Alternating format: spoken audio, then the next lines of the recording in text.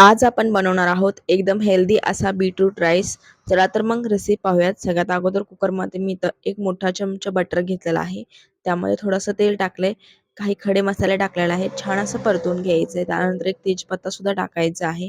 या सर्वांना छान असं गोल्डन ब्राऊन कलर आल्यानंतर यामध्ये काही व्हेजिटेबल्स टाकून घ्यायचे. वरती मेन्शन असलेले सर्व व्हेजिटेबल्स टाकायचे, पण यामध्ये बीटरूट हे मेन असेल, ज्याने याला छान असा कलर सुद्धा येईल आणि स्वाद सुद्धा.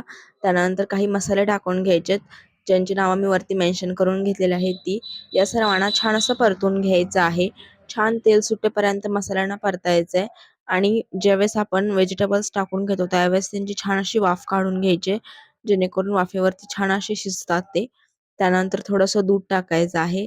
दुधामुळे ह्याला खूप छान असा थिकनेस येईल आणि छान असं तेल सुटेपर्यंत परतून घ्यायचं आहे. दूध टाकल्यानंतर सुद्धा तुम्ही हा राईस एकदा नक्की ट्राय करून पहा, तुम्हाला खूप जास्त आवडेल. त्यानंतर यामध्ये मी एक मोठा वाटी तांदूळ टाकले आहेत स्वच्छ धुवून. त्याच प्रमाणामध्ये 1.5 वाटी पाणी टाकायचं आहे. 1 वाटी तांदळाच्या प्रमाणात आणि अर्धा वाटी हे भाज्यांसाठी पाणी टाकायचं आहे. जेवढं तांदूळ असेल तेवढंच पाणी वापरायचं. यामुळे छान असा मोकळा सुटसुटीत राईस तयार होतो. तुम्ही बघू शकता एकदम छान असा राईस तयार आहे.